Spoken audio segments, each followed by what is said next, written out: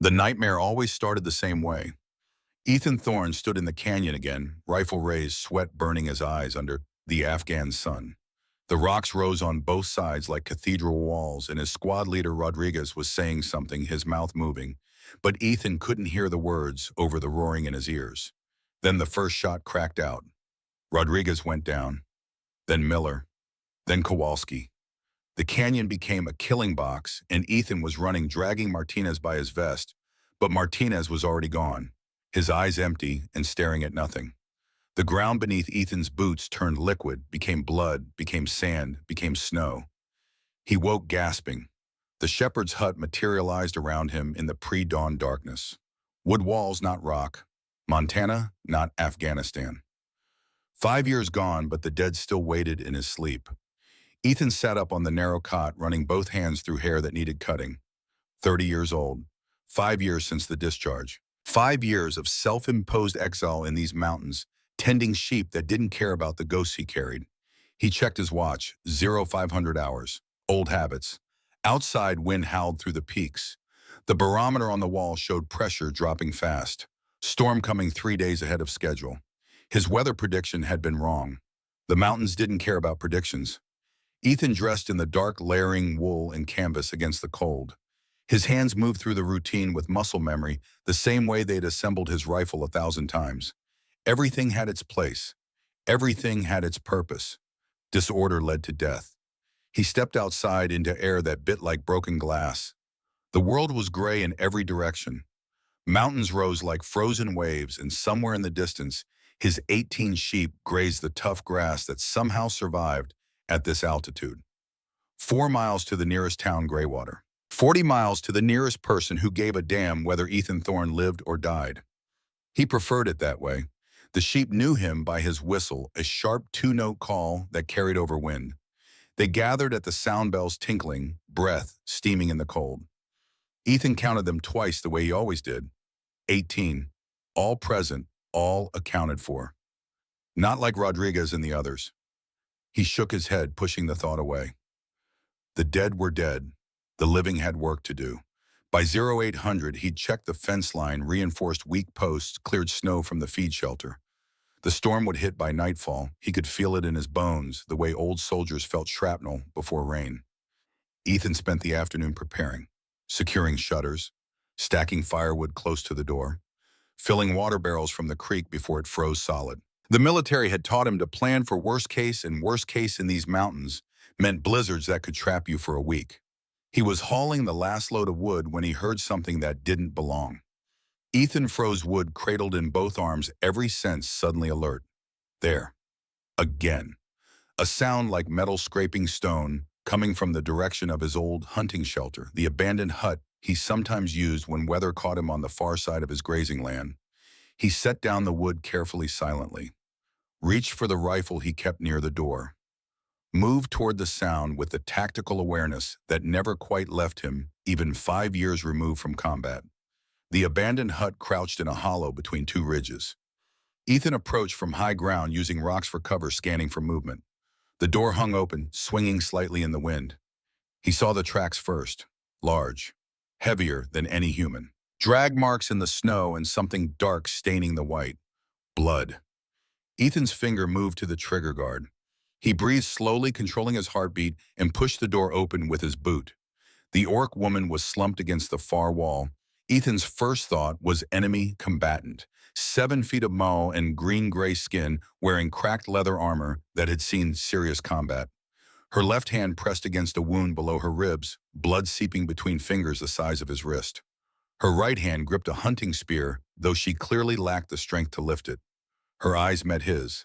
Amber gold, like a wolf's, not pleading, not afraid, just calculating whether she had enough left in her to kill him before he killed her. Ethan should have turned around, should have walked away, should have let nature handle what war and distance had started. Instead, he saw Martinez again, saw Miller, saw Rodriguez bleeding out in Afghan sand while Ethan tried to hold his guts inside with both hands. He lowered the rifle. The orc woman watched him, her breathing shallow and ragged. Warrior's breathing, combat breathing. The kind you used when pain was trying to drag you under, but you refused to go. Ethan set the rifle against the wall deliberately where she could see he was disarming himself. He shrugged off his pack, pulled out the field medical kit he always carried, held up both hands showing empty palms. "I'm going to help," he said. His voice came out rougher than intended. "Don't make me regret it." She stared at him for 3 long heartbeats, then gave a single curt nod. Ethan knelt beside her. Up close, she was even more imposing. Her shoulders were broader than his arms, corded with muscle that made his own look childlike. Scars covered her forearms, old ones gone white against gray-green skin. A warrior's scars. Earned scars. "I need to see the wound," and he said. She moved her hand slowly, watching his face. The cut ran from below her ribs across her obliques. Deep, clean, blade wound. Someone had come at her with intent to kill. Ethan's field medic training took over. Assess, prioritize, treat. The wound was serious but survivable. No arterial spray, no organ damage he could detect. But infection in these conditions would kill her as surely as the blade had tried to. He cleaned it with alcohol from his kit. She hissed once through clenched teeth, but didn't pull away. Tough. He stitched it closed with the same steady hands that had sewn up 3 members of his squad in a sandstorm while taking fire. Covered it with pressure bandages. "You'll live," he said, sitting back on his heels. "Wounds clean. You'll need rest, water, food." "Why?" Her voice was low, rough, with an accent that turned consonants into something harder. "We're enemies." Ethan packed his medical kit. "Because leaving wounded to die isn't who I am. You want to fight me after you heal, that's your choice. But not tonight." He stood, grabbed his pack. "Storm's coming. You can stay here or try to make it down the mountain. Your call." "I stay." "Fine, I'll bring supplies." It took him 2 trips to haul what she'd need: food, water, extra blankets, fire starter. He worked in silence and she watched in silence, 2 professionals who understood that sometimes words were wasted breath. On his final trip, he paused at the door. "Name's Ethan," he said. "Just Ethan." She studied him for a moment. "Mira."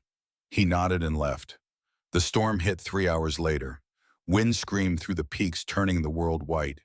Ethan sat in his main hut, maintaining his rifle by lamplight, trying not to think about the orc woman bleeding in his shelter, trying not to think about why he'd helped her. The answer when it came was simple and terrible. Because Rodriguez would have. Because Miller would have. Because leaving someone to die meant becoming the kind of person who could live with that, and Ethan had enough to live with already.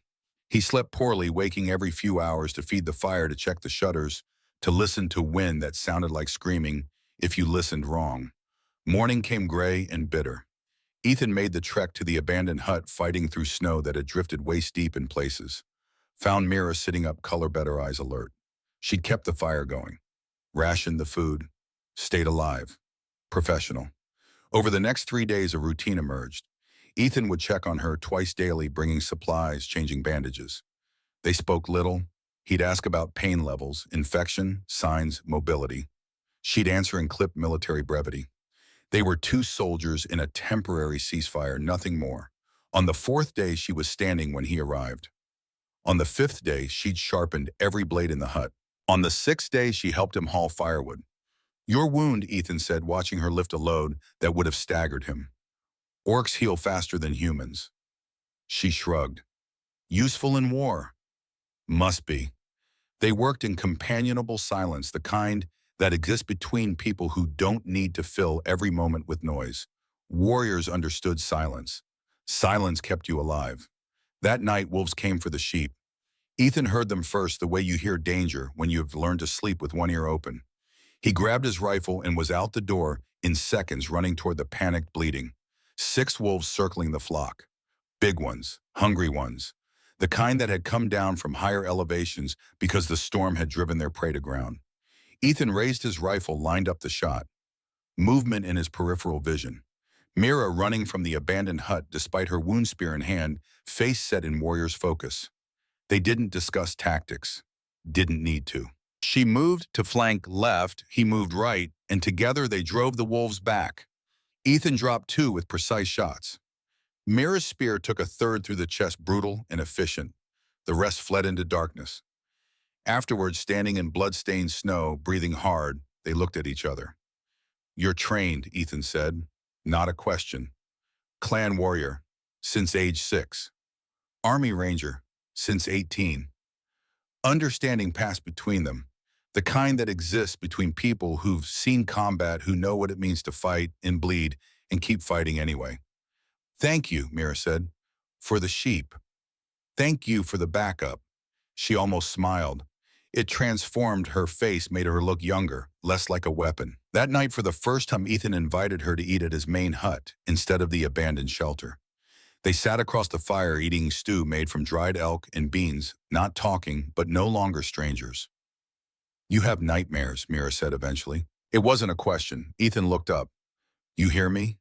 Thin walls. You call names in your sleep. Rodriguez, Miller, Martinez. He set down his bowl. My squad. Afghanistan. 5 years ago. Ambush in a canyon. I was the only one who made it out. I'm sorry. Yeah, me too. He poked the fire with a stick. You have them nightmares. Yeah. Every night. She stared into the flames. Warriors I couldn't save. Battles I couldn't win. Choices that cost lives. They sat in silence for a while. Outside, wind howled. Inside, 2 soldiers who understood the weight of the dead shared space with ghosts. Over the next week, something shifted. Mira started teaching him things. How to read tracks the way orcs did, interpreting disturbed earth and broken vegetation. How to maintain blades at the proper angle for different purposes. Small things. Warrior knowledge passed from professional to professional. Ethan reciprocated, showed her rifle mechanics map, reading terrain analysis. They learned through doing, through demonstration, through the wordless communication of people who spoke the same language of survival. One afternoon, working on fence repairs, their hands brushed, reaching for the same tool. Both froze. The touch lasted less than a second, but something electric passed between them. Ethan pulled back first, focused on the fence with unnecessary intensity. When he glanced up, Mira was studying him with an expression he couldn't quite read. Neither mentioned it. That evening, as she was leaving to return to the abandoned hut, Ethan noticed something he'd missed before. A silver clasp on her braid. Ornate, expensive. Military insignia, he realized. Officer's mark. High rank. That clasp, he said, that's not standard issue. Mira's hand moved to it, automatically protective. Was high rank? Not anymore. How high? High enough that people are looking for me. Ethan processed this. You're not just a warrior. I was many things. Her voice went flat. Now I'm exile. She left before he could ask more questions. 2 days later, Ethan woke to the sound of war horns. He was out of bed instantly, rifle in hand, scanning through the window. Dawn light painted the mountains gold, and coming up the ridge were 5 orc warriors in formation. Battle formation. They wore midnight blue and silver, moved with professional precision, and every one of them was armed for war. Ethan grabbed his coat, moved to the door. Mira was already outside, standing straight despite her healing wound, facing the approaching warriors. The lead warrior was female, older than Mira, covered in scars that told stories of decades in combat. She stopped 10 paces away, eyes moving between Mira and Ethan with something like disgust. War Heir Mira Ironheart, the warrior said, voice carrying like a command. Daughter of Warlord Gareth the Unbroken. We've been searching for 16 days. Ethan felt the world tilt. War Heir. Warlord's daughter. The woman he'd been sheltering, eating with, learning from, wasn't just some exiled warrior. She was orc royalty.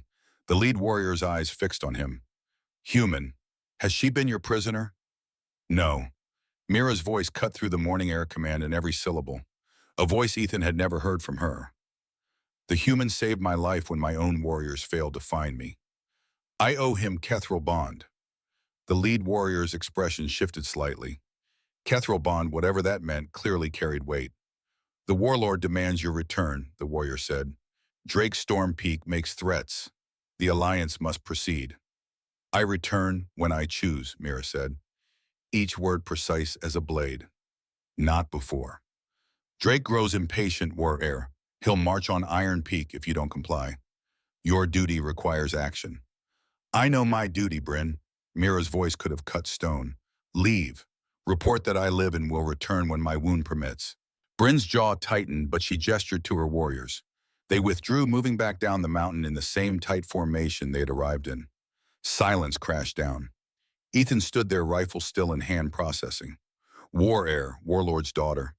The woman who'd been sleeping in his abandoned shelter, eating his food, teaching him tracking techniques, was the equivalent of an enemy general's only child. Say something, Mira said quietly. War Heir, Ethan said. Warlord's daughter. Whole clan looking for you. Yes. And Drake Stormpeak, the threats. Arranged marriage. Alliance between two largest orc clans. I refused. Chose exile over being traded like ammunition in a supply deal. Ethan turned to face her. So your people face war because you ran. Her eyes flashed. My people face war because Drake can't accept refusal. Because my father treats me like political currency instead of his daughter. Still, you ran. They suffer. Don't you dare. She stepped closer, anger radiating from her. Don't you dare judge choices you don't understand. I understand plenty. Ethan's voice stayed level. I understand orders you can't follow. I understand choosing conscience over command. My squad paid for my choice with their lives. So yeah, I understand. Mira stopped, the anger drained from her face. Your squad, the ambush.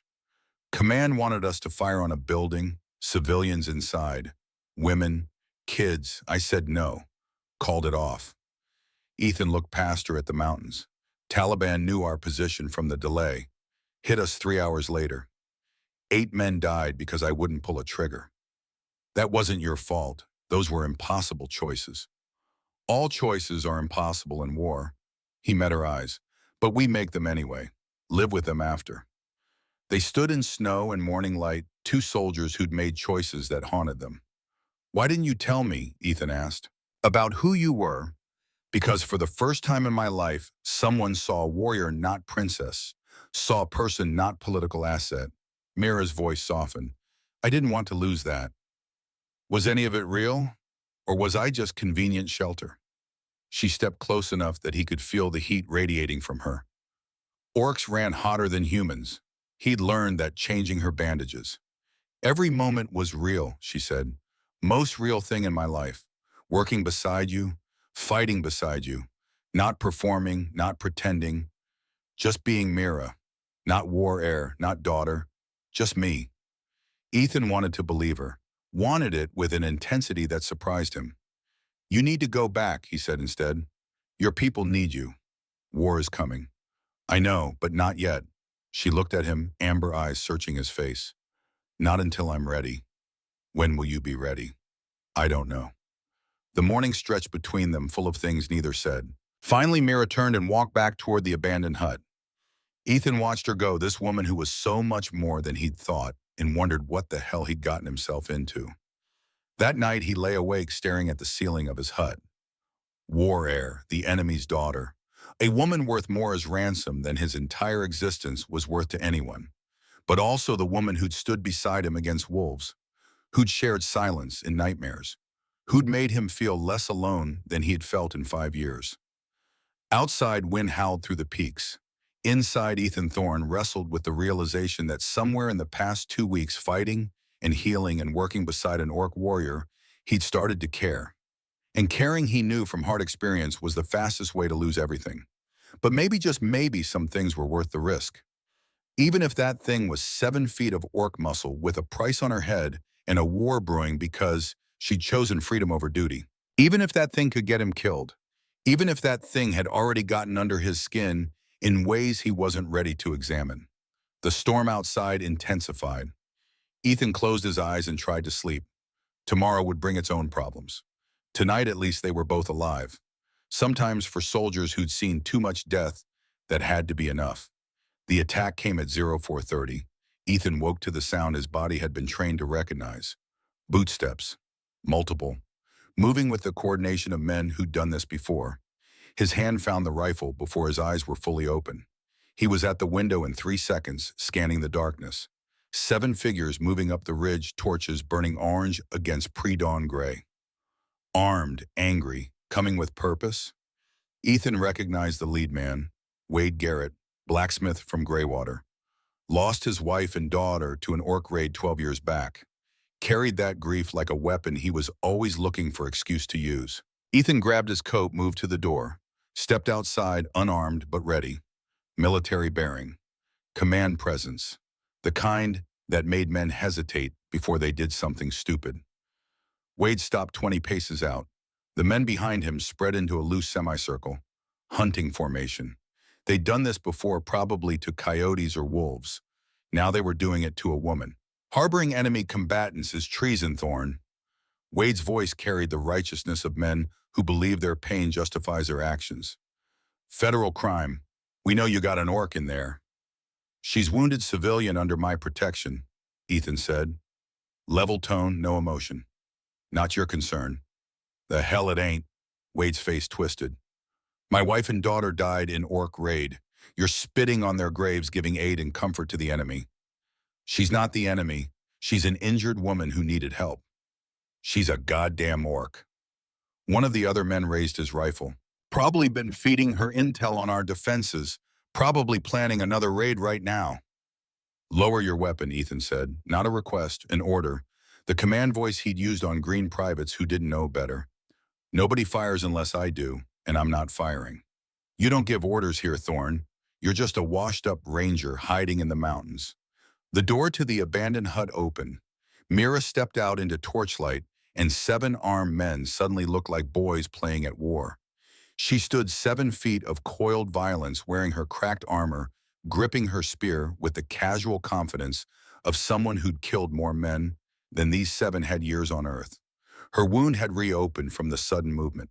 Blood seeped through her bandage, dark against Gray's green skin. She didn't seem to notice. Armed enemy combatant, Wade's voice cracked. See, this is what you're protecting.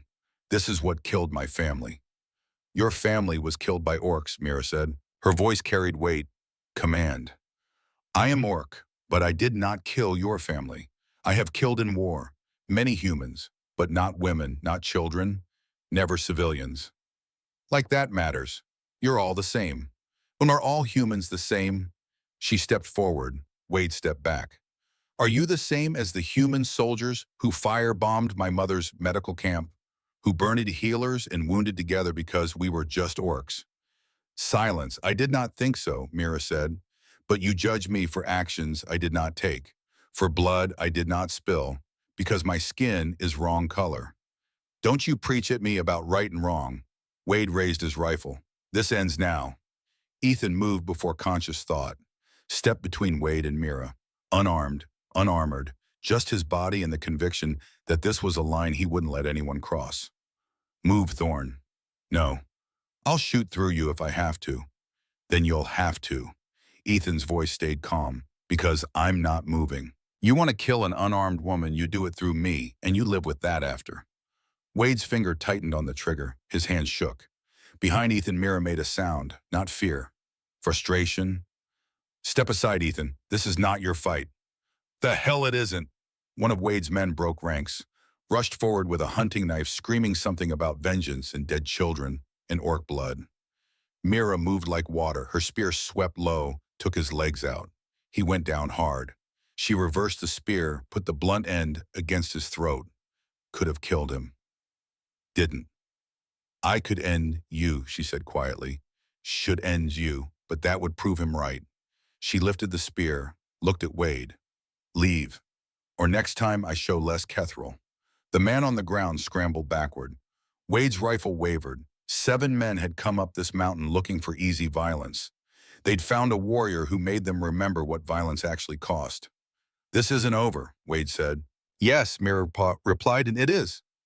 They left, retreated down the mountain with their torches and their rifles and their righteous anger. Ethan watched until they disappeared into darkness. Then he turned to Mira. She was breathing hard. Blood soaked through her bandage, spreading dark across her armor.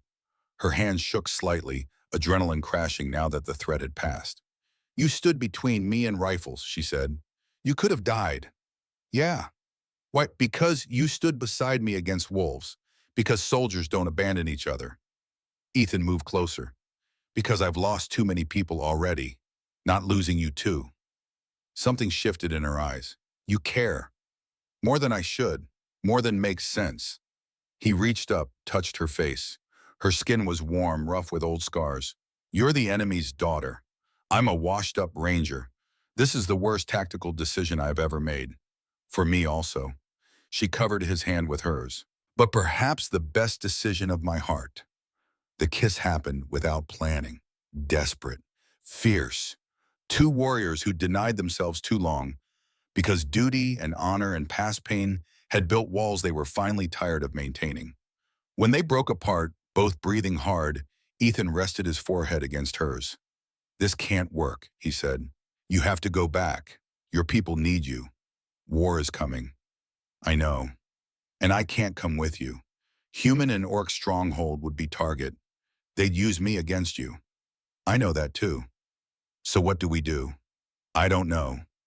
Mira pulled back, looked at him with those amber eyes that had seen too much war. "But not yet. Not today. Let me have today." They had 2 days. 2 days of pretending the world outside the mountain didn't exist. 2 days of working together, eating together, sitting by the fire and not talking because words would make it real. On the second night, they heard the war horns again. Bryn returned with 30 warriors. Full battalion. The warlord's direct orders. Mira had to go. Drake's Storm Peak's threats were escalating. The clan was mobilizing. War air was needed. Before she left, Mira took Ethan's hand. "I will find way back," she said. "I swear it on my warrior's honor. Don't make promises you can't keep." "I keep all promises." She mounted the warhorse Bryn had brought. Didn't look back. Warrior discipline. Ethan watched her ride away until she disappeared into the tree line. Then he walked back to his hut and discovered what real loneliness felt like. The winter was brutal, not because of the cold, Ethan had survived worse, but because every morning he woke up setting 2 plates before remembering, because every evening he'd hear a sound and turn expecting to see her. Wade's raid had consequences. Greywater ostracized him. Merchants refused service, called him orc lover, traitor, sympathizer. Ethan didn't care. He'd been alone before Mira. Could be alone after, but the hut felt haunted by her absence. 8 weeks into winter, a raven came, large black bird with intelligence in its eyes that wasn't quite natural. It carried a scroll tied to its leg. Ethan took it to Greywater to old Professor Aldrich, who'd studied Orc languages before retiring to the mountains. The professor's hands shook slightly as he unrolled the parchment. "It's in formal war cant," Aldrich said. "High dialect. Very official." "What does it say?" Aldrich read, slowly translating. "War postponed. Drake waits. I work on plan. Do not give up hope. Signed M.I." Ethan kept the letter. Read it every night. Proof she'd kept her promise. Proof she remembered. Proof that maybe, just maybe, impossible things could happen. On the first day of winter, 3 months after Mara left, Ethan heard war drums. Not attack drums, ceremonial drums, the kind used for formal processions. He stepped outside and saw them cresting the ridge. 30 orc warriors in full ceremonial formation, banners flying midnight blue and silver, armor polished until it caught the weak winter sun, spears raised in synchronized precision that spoke of decades drilling together. At their center, mounted on a war horse that could have carried 3 men, was Mira. She wore full war air regalia, ceremonial armor that made her look like something from legend, a cloak of white fur that caught the wind, and on her right hand a signet ring that even from this distance Ethan recognized as a warlord's seal. She dismounted with fluid grace. The warriors formed a circle around them. Witnesses. This was official. Mira spoke in Orcish, formal cadence that Ethan didn't understand but recognized as oath-making. Important. Binding. Bryn stepped forward, translated for Ethan's benefit. "I returned to Iron Peak. Faced my father's wrath. Refused Drake's Storm Peak. He challenged me for right to choose. Ancient law allows combat challenge for inheritance disputes. I fought him. 3 rounds. Bryn's voice carried no emotion, but Ethan heard the story underneath. Heard what 3 rounds meant. First blood, surrender, death. First round I drew blood, cut across his chest. Second round he refused surrender. Fought to exhaustion. I forced submission. Blade to his throat. Made him yield. Third round waved. His pride was broken." Ethan looked at Mira. New scars marked her arms, fresh ones, earned in combat with a warrior who'd wanted to marry her or kill her trying. "War air proved herself," Bryn continued. Drake exiled for dishonoring challenge laws. Alliance dissolved. But bigger problem emerged, Mira said, switching to English. Drake's brother, Thane Stormpeak, seized control of their clan, seized weakness, launched raids on Iron Peak borders. Real war coming, Bryn added grimly. Not political marriage, actual bloodshed. Mira stepped closer to Ethan. Close enough that he could see the exhaustion in her eyes, the weight she carried. I need you, she said. Not romantic, tactical. You were Army Ranger. You know human military thinking, tactics, defenses. Thane will hire human mercenaries. Already has. He is building coalition. So you need a consultant. I need someone who understands both worlds, who can help prevent war between all orcs and all humans. She paused. I need my tactical advisor, and I need my partner. Ethan processed this, analyzed it the way he'd analyzed mission parameters 100 times. The tactical part of his brain laid out the equation.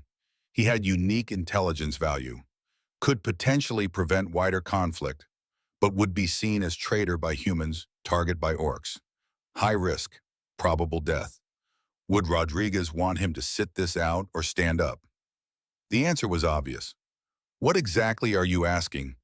Asking you to come to Iron Peak as my tactical advisor.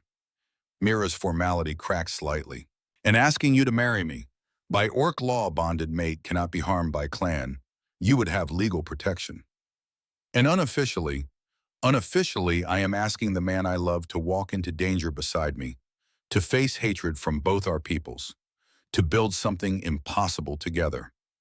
Ethan looked at the warriors watching, at Bryn's scarred face, at the mountains that had been his prison and his penance for 5 years. Yes, he said, Mira's breath caught. Yes, Mom. Yes to tactical advisor. Yes to marriage. Yes to impossible. He stepped close enough to take her hand. Been facing hatred for 5 years anyway. At least this time it's for something that matters. She pulled him into an embrace that lifted him off his feet. Didn't care that 30 warriors watched. Didn't care about protocol or propriety. Until death parts us, she whispered against his hair. Or battle takes us together. Together, Ethan agreed. The wedding happened on the ridge, right there in the snow. Ancient rite that Bryn performed with the weight of centuries behind every word. Orc custom required blood. Mira cut her palm with her combat knife. Ethan did the same. They pressed their hands together, blood mingling warm against the cold. Exchange of weapons. Mira gave him an orc combat knife. Ornate, beautiful, deadly, from her father's personal arsenal. Ethan gave her his ranger patch, the one he'd worn through 3 deployments, through the ambush that killed his squad, the only thing he'd kept from his old life besides guilt. This is who I was, he said, who I'll always be somewhere underneath. I give it to you. And I give you this. She held up the knife, symbol of my people, my clan, my blood. We are one family now. The warriors struck their shields. Boom, boom, boom, rhythmic, powerful, sound that echoed off the mountains like thunder. Acceptance, approval, witnessed and binding. They rode down the mountain together. Ethan's small pack of possessions strapped to Mira's warhorse, his hand clasped in hers. Behind them the hut stood empty. 5 years of self-imposed exile ending in a moment. Ahead, a fortress carved into mountains, thousands of orcs who would see him as enemy, and a war brewing that could consume both their peoples. But they rode together, and somehow that made the impossible feel almost possible. The journey took 3 days, hard riding through mountain passes that would have killed Ethan if he'd tried them alone. The warriors moved with efficiency born of decades in this terrain. Ethan watched, learned, adapted. On the 3rd day, they crested a final ridge, and Iron Peak rose before them. Not a fortress, a city, carved into the mountain itself, stone and iron and defensive positions that would make any military planner weep with envy. Walls 30 feet high, gates that could stop battering rams, archer positions covering every approach, home to 12,000 orcs. And Ethan was about to walk through those gates as the war heir's human husband. As they approached, a horn sounded, 3 long blasts. War air returning. The gates opened. They rode through into silence. Every orc in sight stopped what they were doing, stared. At Mira in her ceremonial armor. At the human riding beside her, then the whisper started, like wind through grass. Human. She married human. Disgrace, weakness. Shame to Iron Peak. Ethan kept his head up, shoulders back, military bearing, show no weakness, no fear. Myra's hand on his back, steady pressure. Stay close, we walk through this together. Main Street to the keep. Hundreds of orcs on both sides, children pointing, warriors staring with open hostility, old ones shaking their heads. A young warrior couldn't have been more than 20 spat at Ethan's feet. Mira moved like lightning, had him by the throat against a wall before Ethan could blink. He is War Air's bonded mate, she said, voice carrying to everyone watching. Insult him, you insult me. Challenge him, you challenge me. Clear, the young warrior stammered apology. Mira released him, took Ethan's hand again, kept walking. The throne room held 100 warriors, all watching as Mira led Ethan to the center where a massive orc sat on a throne that looked carved from the mountain itself, Gareth the Unbroken. 8 feet of scars and muscle and barely contained violence. The warlord who'd united fractious clans through strength and cunning. Mira's father, his eyes fixed on Ethan like targeting systems locking onto threat. Daughter, Gareth said, his voice sounded like grinding stone. Explain. Father, I present Ethan Thorne, Army Ranger, tactical expert, my chosen mate. Gareth studied Ethan. Long silence. Uncomfortable silence. The kind where you're being evaluated for worth and found potentially wanting. Human, Gareth said finally. You married my daughter. Yes, sir, with respect and honor. Why should I accept this? Why not execute you as spy? Ethan met the warlord's eyes, didn't flinch. Because Thane's Storm Peak is hiring human mercenaries. I know their tactics, their weapons, their thinking. I can help you defend Iron Peak, help prevent broader war. Or you could be feeding intelligence to human forces. Could be, but I'm not. I'm tactical asset. Don't ask you to trust me. Ask you to use me. Garrett's expression didn't change. You have 3 months. Prove your value or face exile. Pause. Heavy. Meaningful. If you betray us, I kill you myself. Either I make you watch my daughter die. Clear. Ethan didn't flinch. Crystal clear, sir. Something like respect flickered in Garrett's eyes. Dismissed. As they left the throne room, Mira leaned close. You did well. He respects courage. He respects results. I better deliver. You will. We will. She squeezed his hand. Together. That night in quarters assigned to them, in the keep, Ethan stood at the window looking out over Iron Peak. Thousands of orcs going about their evening routines, living their lives in this city carved from stone. And somewhere out there, Thane's Storm Peak was planning war. Human mercenaries were gathering. 2 worlds were heading toward collision. Ethan had 3 months to prove he was worth keeping alive. 3 months to help prevent a war.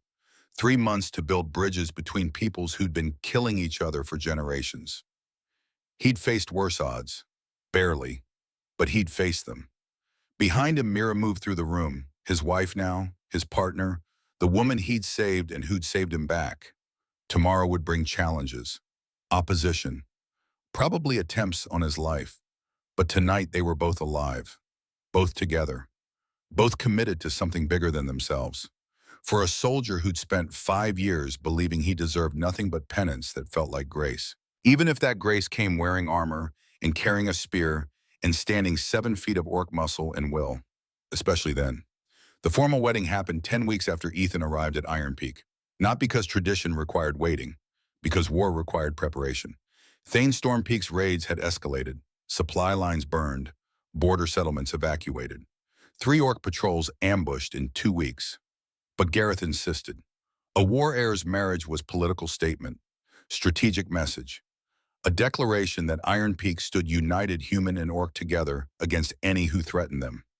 They held it on the mountain peak above the fortress. 2,000 witnesses, both orc and human. Ethan had sent word to Greywater inviting anyone who wanted to come. Most refused, but Professor Aldrich made the journey leaning on a walking stick, saying he wouldn't miss witnessing history. Mira wore ceremonial armor polished until it caught sunlight like mirrors. Her hair was braided with silver thread, intricate patterns that took hours. She looked like something from legend, ancient and powerful and beautiful, in ways that had nothing to do with human standards. Ethan wore formal clothes that Bryn had helped him choose, orc style but tailored to his frame. Midnight blue and silver, Iron Peak colors. He felt ridiculous until he saw Mira's face, and then he felt like maybe he belonged after all. Gareth officiated. The warlord stood before them wearing ceremonial armor that had belonged to his father and his father before that. 3 generations of leadership carved into every plate. "We gather to witness binding," Gareth said. His voice carried across the mountain without amplification. Command voice, the kind that made thousands listen. 2 warriors, 2 worlds, 1 oath. The ceremony followed ancient tradition. Scar sharing. Mira drew her combat knife, cut her palm, deep enough to scar, deep enough to matter. Blood welled dark against gray-green skin. She handed the knife to Ethan. He didn't hesitate. Cut his own palm. Felt the bite of steel, the warmth of blood. Pain was temporary. Honor was forever. They pressed their hands together, blood mingling, warm against mountain cold. "Your pain is mine," Mira said in Orcish. Bryn translated for the human witnesses. "Your strength is mine. Your blood is mine." "Your battles are mine," Ethan replied in English. "Your honor is mine. Your life is mine." Ancient words, binding words, the kind that echoed through generations. Exchange of weapons came next. Mira gave him a war spear, Iron Peak family heirloom. It had belonged to her grandfather, had killed men in defense of the clan, had earned scars in its wood from decades of battle. "This is who we were," she said, "who we will always be. I give it to you." Ethan gave her his ranger knife, the one that had saved his life in Afghanistan, the one he'd carried through 3 deployments. The only physical thing he'd kept from his old life besides ghosts. "This is who I was," he said, "who I'll always be underneath everything. I give it to you. We are one family now." The warriors struck shields. Boom, boom, boom, sound like thunder rolling through mountains. Approval, acceptance, witnessed and binding. Then Gareth stepped forward. The warlord looked at Ethan, and something in his eyes had shifted from the first day they'd met. "I doubted this human," Gareth said to the assembled crowd. "Questioned my daughter's choice. Saw weakness where she saw strength." Pause. Heavy. Meaningful. "I was wrong." Murmurs rippled through the crowd. Warlords didn't admit error lightly. Ethan Thorne proved his worth, not through words, through blood, through tactics, through courage when facing hatred from both his people and ours. Gareth turned to Ethan directly. "You are Iron Peak now. You are son I never had. Any who harm you answer to me." He gripped Ethan's shoulder. The kind of grip that could crush bone if applied wrong. "Treat my daughter well or I kill you. But I believe you will." Ethan met the warlord's eyes. "I will, sir. On my honor." "Your honor has proven sound. Welcome to family, Ethan Thorne." The embrace that followed was awkward. Gareth was 8 feet of muscle and scars. Ethan was a foot shorter and half the weight. But the gesture carried meaning that transcended the physical. The celebration lasted 3 days. Orc style, loud, boisterous, competitive. Drinking contests that Ethan lost spectacularly. Arm wrestling that went about as expected. Combat demonstrations that made him grateful he was tactical advisor, not frontline warrior. But storytelling, that Ethan could do. The second night, warriors gathered around fires trading battle stories. Ethan told them about Afghanistan, about mountains not unlike these, about fighting insurgents who knew the terrain, who struck fast and vanished, about tactics that worked and ones that failed, about the ambush that killed his squad. The warriors listened with respect. That transcended species. Warriors recognized warriors regardless of skin color. On the 3rd morning, as the celebration wound down, old Vorik Stoneheart approached Ethan, the elder who'd opposed the marriage most vocally, who'd lost his son to human soldiers 8 years back. "Your squad's stories," Vorik said quietly. "They fought with honor, like orcs would fight." "Warriors are warriors," Ethan replied. "Kin color doesn't change that." Vorik nodded slowly. "You begin to understand. Welcome to Iron Peak, son by choice." 6 months changed everything. Ethan had quarters in the keep now, an office in the war room, mornings training with orc warriors who'd accepted him as much through stubborn persistence as skill, afternoons planning strategy with Mira and the generals, evenings teaching human tactical thinking to select units. His defensive strategies cut Thane's successful raids by 60%. Supply routes stayed secure. Trade resumed. Two small human settlements sent delegations, negotiated treaties. Ethan mediated understanding both languages, both mindsets, both fears. Results earned respect that words never could. Then 7 months after the wedding riders came from Greywater. Wade Garrett led them, the blacksmith who'd come up the mountain with torches and rifles ready to kill Mira. Now he came with warning. The meeting happened in Gareth's private war room. Wade, Ethan, Mira, Gareth, and Bryn. Maps covered the table. Tension thick enough to cut. Thane approached us, Wade said without preamble. Offered gold to raid Iron Peak supply lines. Some in Greywater want to accept. Ethan's jaw tightened. Why are you telling us? Wade looked uncomfortable. Shifted his weight. Because you were right. At your wedding I watched orcs grieve their dead like we do. Celebrate like we do. Love like we do. He met Ethan's eyes. My wife would be ashamed of who I became. You're trying to break the cycle. I want to help.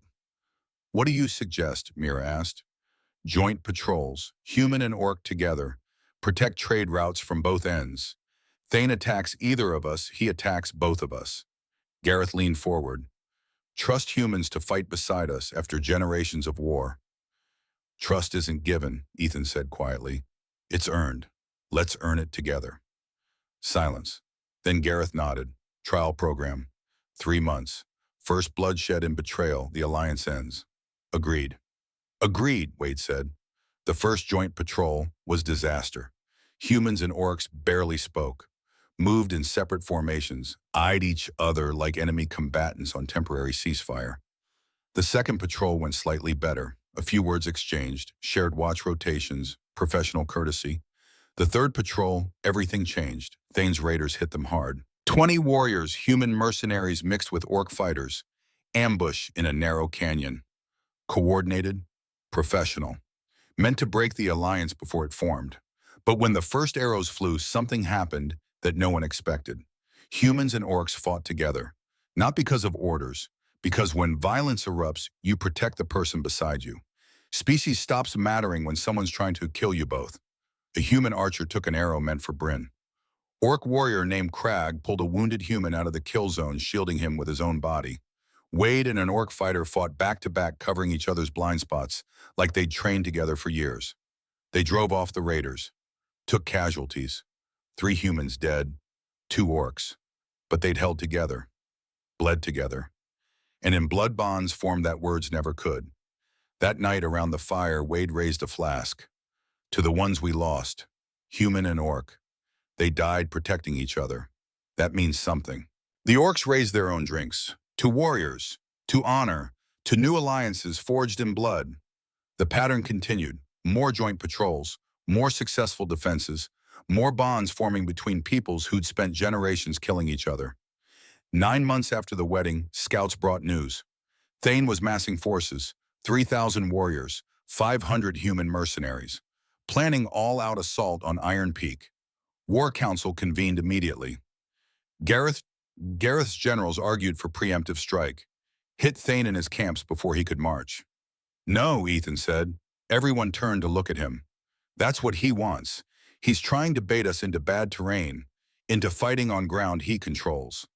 Then what do we do? Crag demanded. The massive orc general who'd initially opposed Ethan now listened to his tactical assessments. Wait for him to attack our walls. Let him choose the battlefield. We manipulate the battlefield. Ethan moved to the map. Thane needs supply lines from here to here, long, vulnerable, exposed. He traced the route with his finger. We don't hit his army. We hit his supplies. Starve him out.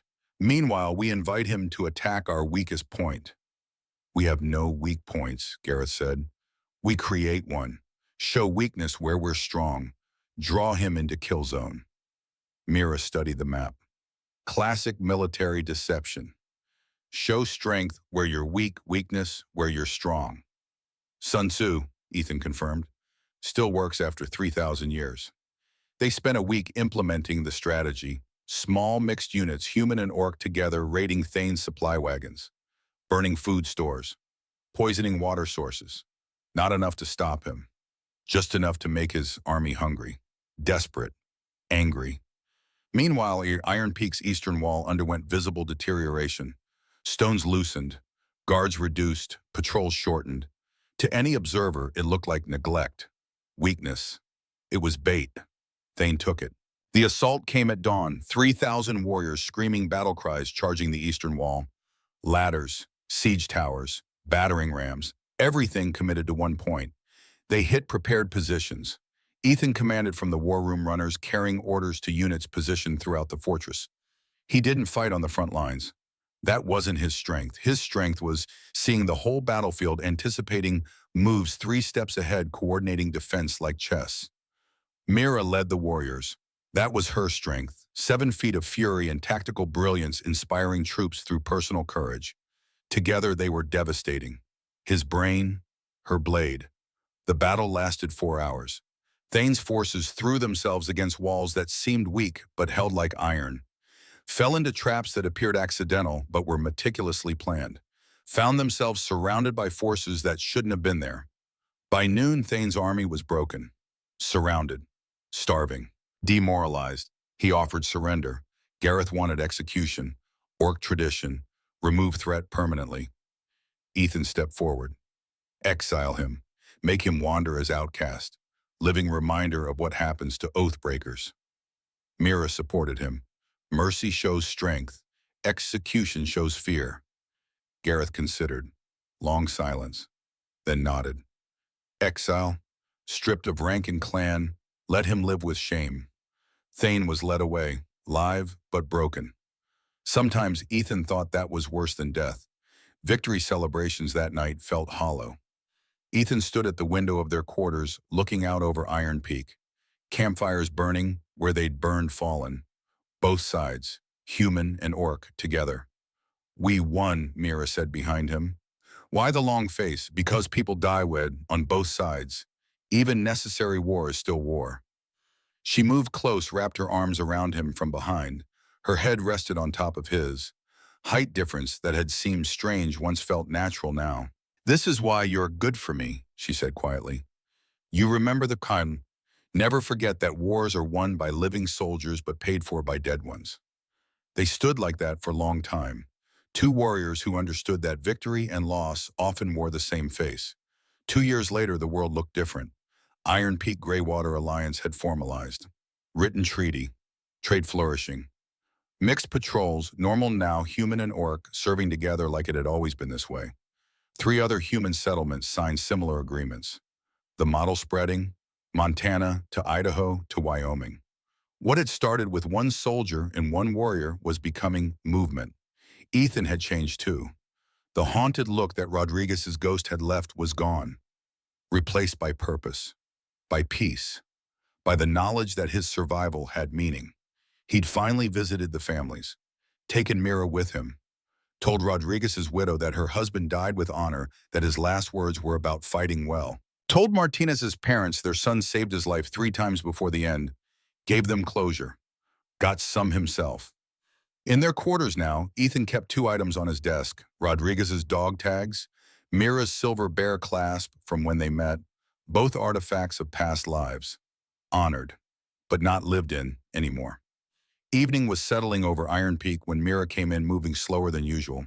Her hand rested on her belly, 6 months pregnant, first half-orc, half-human child. Doctors from both species monitoring constantly. Nobody quite sure what to expect. What will you tell our child, she asked, about how we met? Ethan pulled her close carefully. The truth. That war tried to keep us apart, but honor brought us together, that warriors from different worlds can build something better than either world alone. And if they ask if it was worth it, all the struggle, his hand covered hers on her belly, felt the life growing there, legacy made flesh. I'll say this, every scar was worth it, every battle, every moment of doubt, because it led to you, to this, to legacy worth leaving. 5 years after the wedding, Ethan stood in Iron Peak's central courtyard before a memorial he'd designed himself.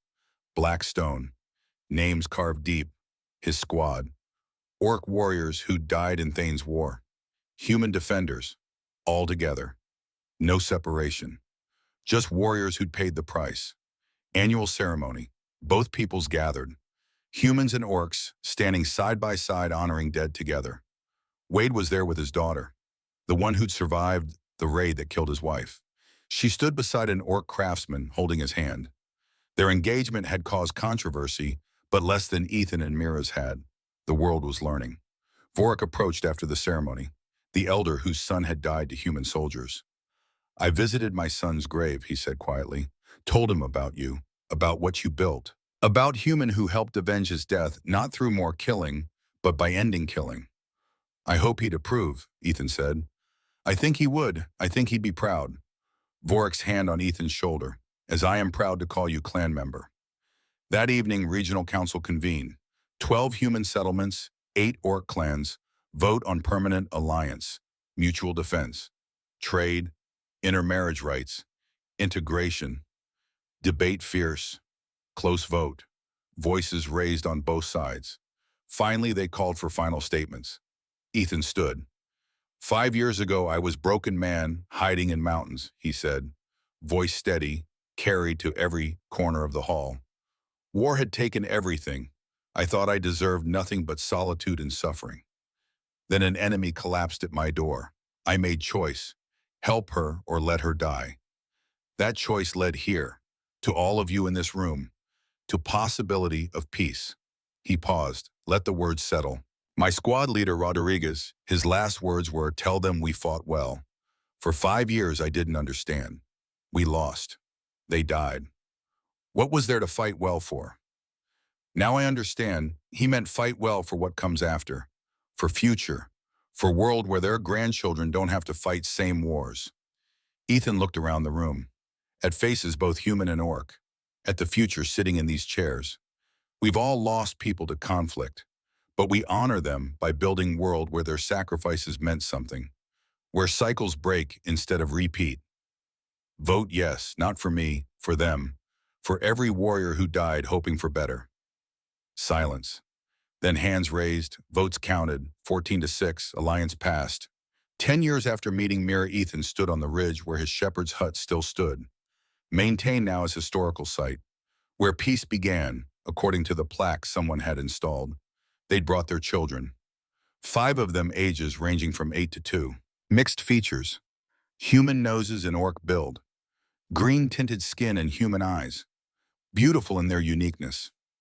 Their oldest daughter, Ilara, looked up at him. Were you scared, Papa? When Mama came to your door, Ethan knelt to her level. Verified. But sometimes being brave means doing right thing even when you're scared. Did Uncle Rodriguez teach you that? He did, by dying well, by fighting for something that mattered. They stood on the ridge as sunset painting mountains gold and red.